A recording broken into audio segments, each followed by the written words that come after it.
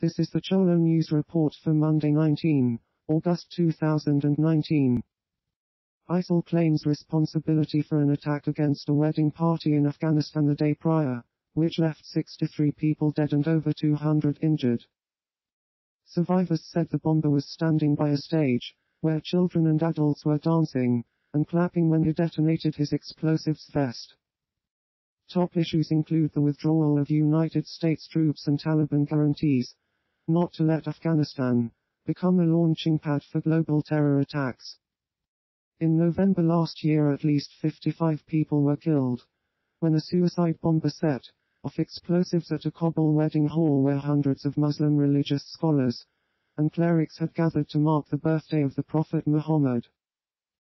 Gibraltar authorities reject the request by the US to seize the Iranian oil tanker Grace 1. They argue that EU, not US law, is applicable in Gibraltar. The tanker is also renamed today. We use cookies to personalize content and ads, to provide social media features and to analyze our traffic. Earlier on Sunday, the tanker raised an Iranian flag and had a new name painted on it.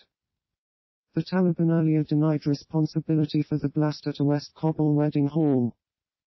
On August 7, a Taliban car bomb aimed at Afghan security forces detonated on the same road in a busy West Kabul neighborhood, killing 14 people and wounding 145, most of them women, children and other civilians. The ruling military and the civilian opposition formally signed a sharing deal, establishing a 3-year transition period towards the election of a civilian government. The landmark agreement signed on Saturday in the capital Khartoum came after a long period of negotiations following the overthrow of longtime leader President Omar al-Bashir in the wake of mass protests. The deal was inked between Mohamed Hamdan Dagalo, deputy chief of the Transitional Military Council, and Omd al-Rabai, who represented the Alliance for Freedom and Change umbrella group. Thousands of school teachers joined the 11th weekend of anti-government protests in Hong Kong. Following an escalation in violence over the past few days, rallies on Saturday and Sunday are a test of whether the movement can retain the broad support it has appeared to enjoy.